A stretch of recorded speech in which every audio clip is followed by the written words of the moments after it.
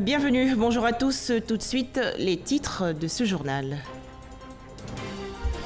Une récompense de l'Union africaine décernée au président de la République. Alassane Ouattara a reçu le prix de la lutte contre la corruption.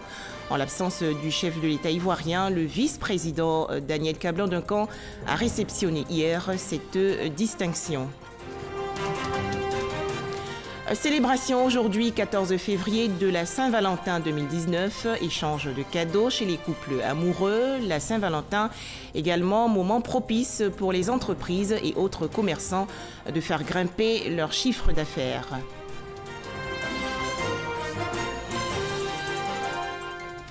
Enfin, fin de parcours pour le A380. Le constructeur européen Airbus annonce la fin de la production de cet avion.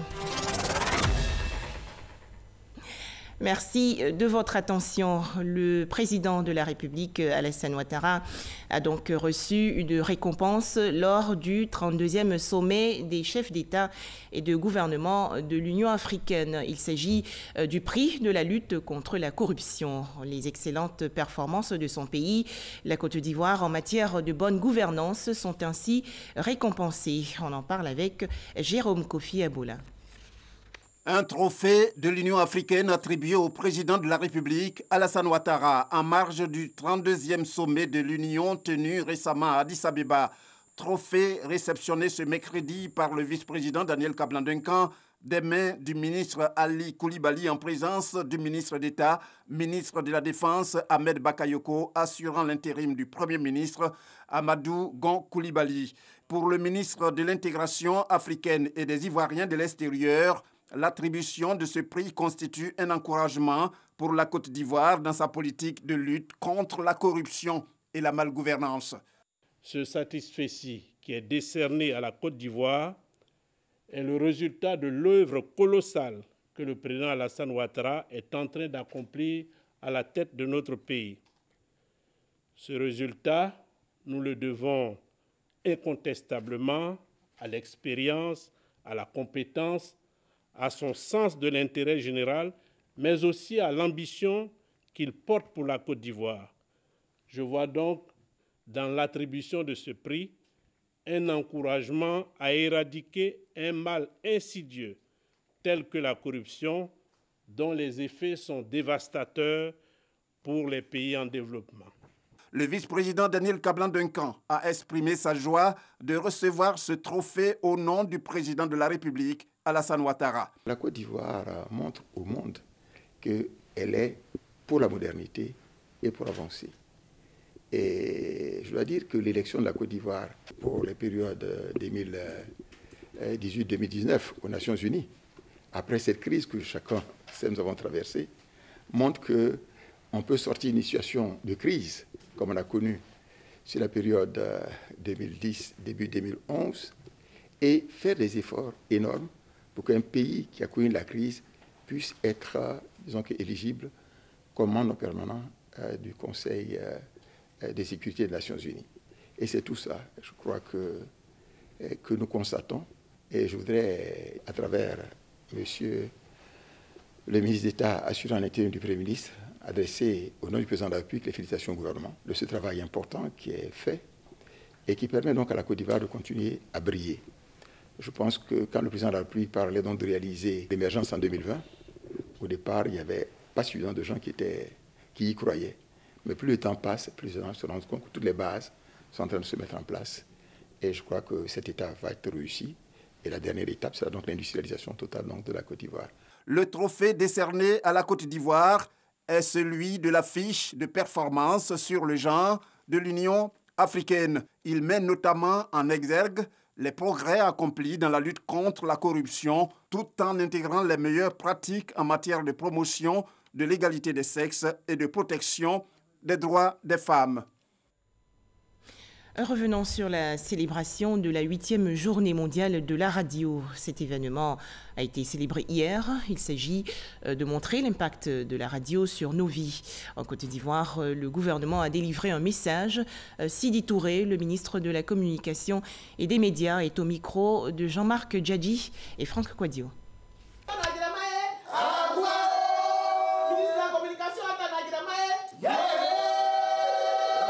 Apaiser et contrer la violence et le conflit, rassembler les communautés de tous horizons pour promouvoir un dialogue constructif en faveur du développement par le canal de la radio. C'est l'objectif du gouvernement à travers le thème « Dialogue, tolérance et paix », thème choisi pour cette 8e édition de la Journée mondiale de la radio. La communauté internationale célèbre la Journée mondiale de la radio. Ainsi, le thème de cette 8e édition de la Journée mondiale de la radio, « Dialogue, tolérance et paix », rappelle à notre souvenir comment la radio a contribué par le passé au maintien de la cohésion dans nos communautés trop souvent fragilisées par des conflits armés ou des crises sociales. Les autorités ivoiriennes appellent les acteurs de la radio au professionnalisme et à contribuer à la cohésion sociale. Chers acteurs de la radio, c'est le lieu de vous inviter à tourner le dos à l'informel et à vous mettre en conformité avec la loi afin de pouvoir exercer en toute légitimité et bénéficier de toutes les opportunités d'appui que l'État de Côte d'Ivoire mettra à votre disposition. En effet, l'État travaille pour vous et veut continuer à travailler avec vous pour que la radio contribue activement à faire tomber les murs des stéréotypes, lever les barrières de l'ignorance, rapprocher les peuples et donc créer des sociétés plus inclusives pour un développement participatif bénéfique à tous les concitoyens. Bonne journée mondiale de la radio. Instituée en 2011 par l'UNESCO, la journée mondiale de la radio est célébrée annuellement tous les 13 février.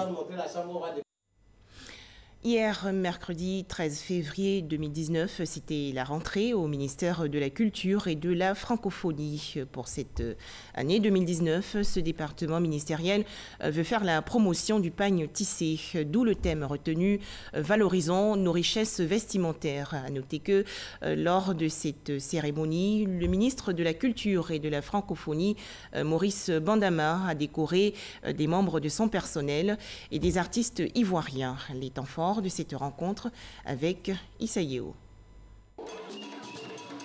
Danse patrimoniale avec le groupe Soteka, du zougou et des interprétations des chansons de James Brown avec l'artiste Mr. Johnny. Baïs Pinto, le rossignol de la musique ivoirienne en attraction.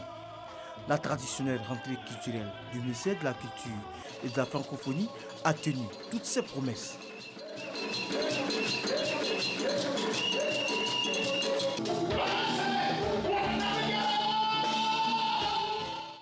Au cours de cette cérémonie, 17 agents et artistes du département culturel ont été distingués. Je dois quand même donner l'exemple à notre pays qui a eu une histoire. Donc je suis mal placé pour donner le mauvais exemple, tu vois. Donc c'est dans cette logique-là et en écoutant beaucoup ma grand-mère aussi que j'ai décidé de me réconcilier avec presque tous ceux avec qui j'étais en parle. Nouvellement porté à la tête de la RTI, Radio-Télévision ivoirienne, Fosseni Dambélé, ancien directeur du cabinet du ministère de la Culture et de la Francophonie, a rendu hommage au ministre Maurice Kwaku Bandama pour ses actions en faveur du département de la culture en Côte d'Ivoire. Et aujourd'hui, le rayonnement culturel de notre pays va au-delà des frontières. Quelquefois où j'ai eu l'insigne honneur de vous représenter à des forums au niveau international, beaucoup ont dit on aimerait avoir Bandama Maurice comme ministre de la Culture chez nous. Cette rentrée culturelle a été l'occasion pour le ministre Maurice Bandama de dresser le bilan culturel de l'année écoulée.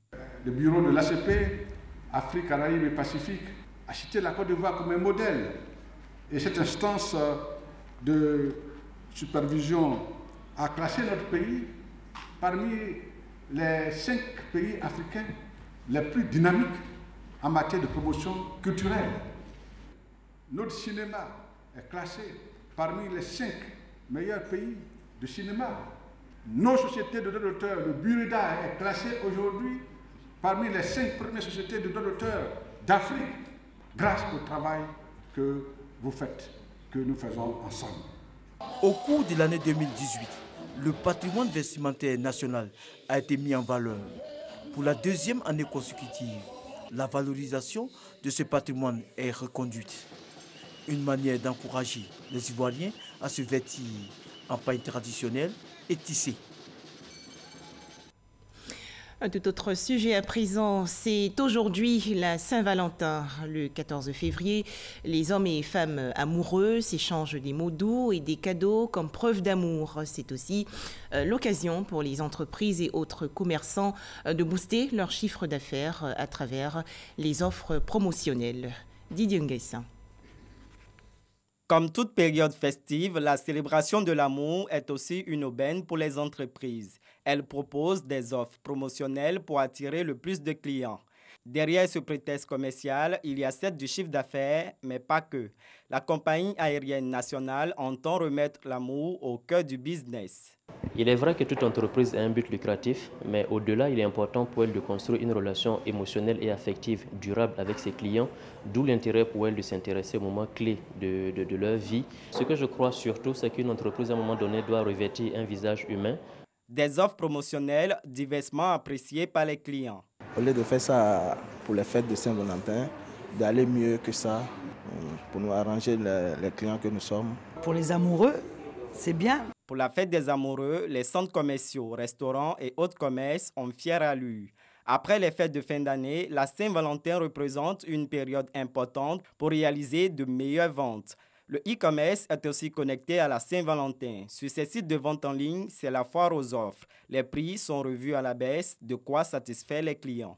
Soit je paye mon sac à 10 000, 15 000, mais pour la promo de Saint-Valentin, je paye le sac à 5 000, 8 000. Les entreprises se font de l'argent pour pouvoir avoir aussi, comme nous aussi, ça nous arrange. Certes, l'entreprise, c'est le profit, mais avant tout, c'est l'homme qui crée le profit. Donc, il faut le mettre dans le diapason d'un bien-être. Donc, moi, je pense que c'est l'opportunité. Les entreprises doivent saisir ça. Non seulement ils pensent à nous, et puis ils profitent de ça pour se faire un peu d'argent aussi. Opportunité commerciale ou véritable culture sociale. Quoi qu'il en soit, la célébration de la Saint-Valentin, c'est du gagnant-gagnant entre entreprises et consommateurs. Autre actualité nationale, où en est la construction des bâtiments entamés par l'État de Côte d'Ivoire dans les communes du Plateau et de Cocody. Le ministre de la Construction, du Logement et de l'Urbanisme a visité hier plusieurs chantiers. Bruno Koné a également annoncé que d'autres projets devraient suivre dans le cadre de la construction et la réhabilitation des ouvrages publics. Les précisions de Cheikh Koné. Dans moins de 10 mois, l'immeuble de 5 niveaux situé sur l'esplanade du palais présidentiel sortira de terre. Les travaux débutés en avril 2017 avancent bien. L'opérateur en charge reste optimiste quant à la livraison de l'ouvrage en novembre prochain. Il est 10 heures lorsque le ministre de la Construction, du Logement et de l'Urbanisme, Bruno Nabanye-Koné, arrive sur le chantier pour s'enquérir de l'état d'avancement des travaux. Après l'esplanade de la présidence, la délégation ministérielle se rend à la cité administrative sur le site des tours A et B en réhabilitation. Le ministre de la Construction a visité tour à tour le parking souterrain et l'état de marche des ascenseurs. En exploitation depuis 40 ans, la réhabilitation de ces deux tours est un symbole fort pour l'administration ivoirienne. Cap sur la commune de Cocody, sur le chantier du Palais des Hôtes. Ici, le ministre de la Construction, du Logement et de l'Urbanisme se fait expliquer l'avancement des travaux. Depuis ce matin, nous avons fait 3 visites qui, de mon point de vue, donnent une conclusion qui est très positive. Nous constatons que les calendriers sont tenus, les calendriers sont respectés dans chacun des 3 chantiers. Nous constatons également que les travaux ont un niveau élevé de technicité. Nous constatons également que dans ces chantiers, il y a plusieurs milliers, plusieurs centaines d'Ivoiriens qui travaillent. C'est bon pour notre économie, c'est bon pour nos jeunes, c'est bon pour le milieu du travail. Première résidence officielle du président Félix Houphouët-Boigny, les autorités nationales ont décidé de faire de ce palais la résidence d'accueil des personnalités de marque qui séjourneront à Abidjan. Nous allons donner la possibilité à l'État de Côte d'Ivoire de recevoir des hôtes dans de bonnes conditions, à moindre coût, puisqu'il s'agira d'une infrastructure appartenant à l'État de Côte d'Ivoire qui n'aura plus besoin de débourser des sommes importantes pour loger ses hôtes dans des hôtels, dans des suites, etc. Et puis en ce qui concerne l'esplanade de la présidence de la République, c'est un projet qui avait déjà démarré sous une autre forme. Aujourd'hui, il a été décidé d'en faire une annexe à la présidence de la République, qui est, comme vous le voyez, un peu à l'étroit dans ces locaux actuels. Donc il s'agit d'en faire une annexe, permettre aux collaborateurs de la présidence de la République de travailler dans de meilleures conditions. Ces dernières années, le gouvernement a entrepris une réhabilitation des bâtisses publiques et la construction de nouvelles pour répondre à un besoin de modernisation de l'administration ivoirienne. Dans l'actualité nationale également, l'affaire de l'immeuble en construction qui s'était effondré le 13 juin dernier à Yamoussoukro dans le centre du pays. 10 morts et 19 blessés dans cette catastrophe. Le procureur de la République près le tribunal de Bouaké a animé il y a quelques jours une conférence de presse. Le point avec Kouadio Kwame de RTI Bouaké. Au terme de l'information judiciaire, le nommé Kwasi Beniwa Théophile, technicien en bâtiment, et Dame Amencho Rosalie, épouse Yobwe, propriétaire du dit immeuble, ont été renvoyés devant le tribunal correctionnel suivant ordonnance du juge d'instruction en date du 2 janvier 2019 pour y être jugé conformément à la loi. Le 31 janvier 2019, le tribunal, après avoir statué publiquement, contradictoirement, en matière correctionnelle et en premier ressort, a déclaré M. Kwasi Beniwa Théophile et Dame Amencho Rosalie, épouse Yobwe, coupables de l'ensemble des faits mis à leur charge.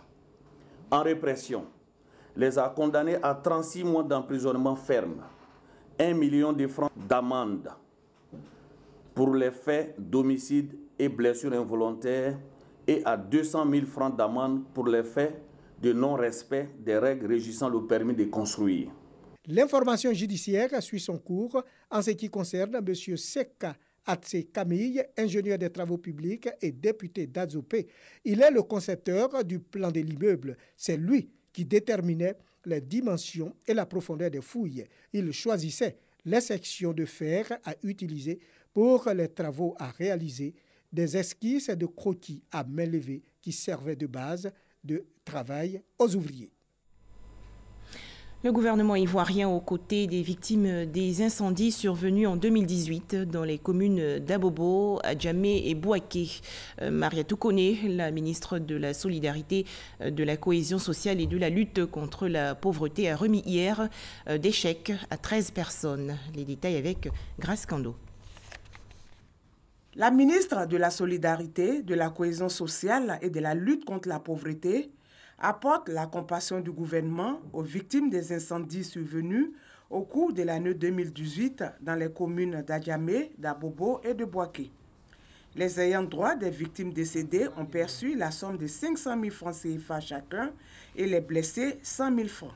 Nous venons de remettre symboliquement des chèques aux familles de 20 personnes décédées suite à des incendies, dont 11 à Bobo, 2 à Adjamé et 7 à Bouaké.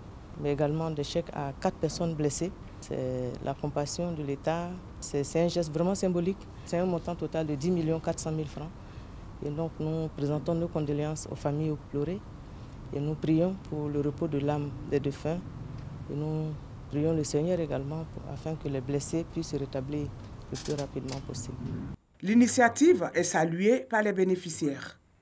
J'ai perdu deux de mes enfants dans l'incendie à Bobo. J'avais un fils de 21 ans qui était en droit à l'université, un second qui venait à peine d'avoir le BPC l'année dernière. Moi, je dis merci. Merci au gouvernement, merci au président de la République. Et vraiment, merci à Madame la ministre de la Solidarité. Je suis très heureux d'avoir reçu ce chèque. Bon, vraiment, nous remercions beaucoup Madame la ministre de la Solidarité. Ce geste va droit au cœur.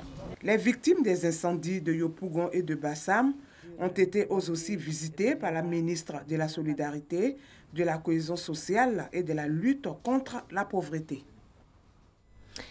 Des réflexions pour réduire davantage l'indice de sécurité en Côte d'Ivoire. Les hauts responsables de la police nationale participent à Yamoussoukro, dans le centre du pays, à un séminaire initié par la Direction générale de la police. Cette rencontre est aussi l'occasion de faire le bilan 2018 et dresser des perspectives d'avenir. Soro Corona de RTI Bouaké. Comment faire de la police nationale une police professionnelle et moderne capable de relever les défis sécuritaires actuels? Comment définir des stratégies efficaces de prévention et de répression du terrorisme? Toutes ces questions font l'objet d'un séminaire de réflexion à Yamoussoukro. Durant 4 jours, les différents acteurs de la sécurité intérieure passeront au peigne fin plusieurs thématiques. Le renforcement du maillage du territoire national par les services de police, le déploiement des groupements mobiles d'intervention dans les préfectures de police, l'activation des brigades anticriminalité. Accompagnant la Côte d'Ivoire à relever les défis sécuritaires, le système des Nations Unies, dont le PNUD, a félicité la police nationale pour les résultats obtenus. Des efforts qui ont fait baisser l'indice de sécurité. Les efforts que vous, vos services et plus largement le gouvernement avez consentis dans le domaine de la sécurité et de la quiétude des citoyens ont été payants. J'en veux pour preuve l'évolution très positive de l'indice de sécurité. Le ministre de l'Intérieur et de la Sécurité a encouragé la police à continuer le travail de modernisation engagé depuis 2012. Pour Diakité Sidiki, 3 défis restent à relever en cette année 2019, à savoir faire descendre l'indice de sécurité à 1, lutter efficacement contre le terrorisme et la cybercriminalité. Le président de la République a exprimé toute sa satisfaction pour les résultats acquis par nos forces de défense et de sécurité. Et ces félicitations s'étendent à toutes les forces. Il constitue un encouragement pour vous tous. C'est un appel, c'est une interpellation à faire davantage pour que non seulement notre indice de sécurité, qui est à aujourd'hui 1,3 sur une échelle de 5, puisse baisser davantage. Le défi, c'est de faire en sorte que l'indice de sécurité d'ici fin 2019 soit juste à 1. Ce séminaire a permis de faire le bilan des activités au titre de l'année 2018. Sécurisation des élections, construction et réhabilitation de plusieurs commissariats. Pour 2019, ce sont 20 commissariats de police qui seront construits. Un tout autre sujet à présent, vague de chaleur dans la région sud du pays, tandis que le nord est fortement touché par l'harmattan. Ce vent sec, rude et poussiéreux sévit actuellement à Korogo, dans la région du Poro. Alors comment les populations font-elles face à ce climat? Ami Sissoko les a rencontrés. Korogo, chef-lieu de la région du Poro, à 635 km d'Abidjan, l'harmattan sévit. Pendant cette période qui s'étend de novembre à mars, le vent est froid et sec. Les matins, la température avoisine les 15 degrés. Elle s'accompagne d'un brouillard qui réduit la visibilité. Pullover, blousons, chaussettes et autres vêtements réapparaissent. Des vêtements pour se protéger du froid. Ouais, j'ai fait ma tête, le vent me tape même. C'est tout glacé, ça rentre dans mon nez et puis dans mon yeux même. Fraîcheur là, vraiment, dans ces 2 jours-là, c'est trop long. On a oublié de porter des blousons, des chaussettes. Les commerçants de vêtements chauds se frottent les mains. Eux qui tirent profit de ce temps bien maussade. Les gens viennent pour payer, bonnet, chapeau, gants, pullover, jogging. Allez là, ça marche. Je vais dire Dieu merci, ça marche. L'harmattan cause d'énormes désagréments. Ce vent blanchit la peau, fondit les talons et les lèvres. Au cours de cette période, une pommade comme le beurre de karité est très appréciée aussi bien des hommes que des femmes après un bain souvent chaud. Elle permet d'hydrater la peau. Comme l'NB, c'est ça. Lave avec de l'eau chaude parce qu'il fait trop froid. Pour ne pas qu'il chope des maladies telles que la pneumonie et le rhume. Et après ça, je les frotte avec du beurre de karité. Protéger la peau. Je mets aussi dans leurs narines pour hydrater les muqueuses. J'utilise le beurre de karité pour éviter que mes lèvres se fondent et la peau pour éviter les blessures et le blanchissement de la peau. Je suis venue acheter du beurre de karité. C'est pour m'hydrater, c'est pour que la peau brille. Je mets aussi un peu sur la bouche pour que ça ne se dessèche pas. À Korogo, la période de l'harmattan est très propice aux bonnes affaires chez les vendeuses de beurre de karité. Elles se défendent toutes de faire de la surenchère en augmentant le prix de leurs marchandises. On vendait avant, là, il n'y avait pas un seul prix fixe. On vend 750, 800, 850, c'est notre limite qui était là. Actuellement, là, les clients crient que nous on fait cher, nous on fait cher. C'est les grains là, c'est les grains qu'on prend pour cette qualité là, c'est ça qui manque. Actuellement là, on a 1000 francs, mais d'ici cette semaine va finir là. Ça va devenir 1200 ou soit 1300. Les après-midi de cette saison sèche riment avec vent et poussière. Les températures dépassent les 35 degrés. S'observe alors une recrudescence de plusieurs maladies telles que la grippe et la toux. En période d'harmattan, on rencontre des patients qui viennent pour des toux, des rhumes, des céphalées, des maladies respiratoires telles que l'asthme, les bronchites et les rhinites allergiques. On a la survenue de nombreuses maladies très graves telles que la méningite. Pour aider l'organisme, il est très important d'observer quelques règles en temps d'harmattan. Ce qu'il faut faire, c'est de porter des vêtements chauds, protéger les parties du corps qui sont les plus exposées, notamment les mains, le visage et les pieds. Il faut porter des chaussettes aux enfants, il faut leur porter des gants si possible, il faut instiller leurs narines avec des gouttes de sérum physiologique. Pour le nettoyage domestique notamment, on peut utiliser des cache-nez pour éviter de respirer la poussière. Korogo fait partie de la ceinture méningétique. Et donc pendant cette période-là, c'est là que nous avons beaucoup de cas de méningite. Donc pour éviter la maladie, la meilleure manière, c'est de se faire vacciner. En TNHP Korogo, les vaccins sont disponibles. Avec l'harmattan, un autre phénomène s'observe. Les métaux et les tissus synthétiques émettent par moments des décharges électriques. Les robinets, les portières de voitures encore plus graves, même la porte même de la maison, même entre deux personnes. Avec votre drap qui est moitié coton, moitié nylon, ça vous secoue. Avec les enfants, même tendance, lorsqu'on veut passer, qu'on se frotte, tu entends. C'est une forme d'électricité qu'on appelle électricité statique. Pendant l'harmattan, la peau s'assèche. L'organisme qui d'habitude ou d'ordinaire en temps humide est humide ne perd pas assez d'électrons. Mais pendant la saison sèche, pendant l'harmattan, l'organisme perd son électron au profit des éléments qui sont autour ou bien des éléments qui se frottent sur l'organisme ou contre l'organisme. Comme nous, on a l'harmattan seulement pendant une petite période. C'est là que nous, on découvre ça. Mais ceux qui sont dans les pays froids où c'est sec, ils ont ça en permanence. Ce n'est pas de l'électricité mortelle. Hein. L'harmattan est aussi propice aux feux de brousse. La sensibilisation est de mise pour contrer cet autre fléau. Chaque année, dans la région de Korogo et dans plusieurs autres régions du nord de la Côte d'Ivoire, l'harmattan cause beaucoup de dommages au corps humain et à la nature. Mais seules les mesures préventives permettent de limiter les dégâts. Hors de chez nous, au Cameroun, Maurice Kamto séjourne à la prison centrale de Yaoundé, la capitale. L'opposant camerounais a été inculpé de rébellion, insurrection et hostilité contre la patrie. Environ 40 personnes disparues hier dans un accident sur le fleuve Niger. Une embarcation a chaviré. Enfin, le constructeur européen Airbus va mettre fin à la production de son avion emblématique, le A380.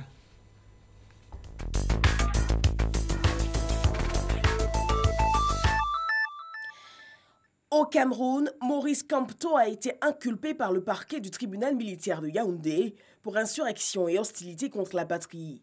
Au total, 29 personnes sont concernées par ces inculpations, parmi lesquelles 28 partisans du mouvement pour la renaissance du Cameroun. L'opposant camerounais s'est fait remarquer dans sa contestation de la réélection du président Paul Biya lors de la présidentielle de 2018, dont il revendiquait la victoire. Mercredi, une pirogue a coulé dans le fleuve Niger avec les habitants du village de Goroberi au Bénin. Une quarantaine des occupants sont portés disparus. Selon le témoignage du conducteur, alors qu'ils étaient à 200 mètres de la berge, un vent violent a renversé la pirogue.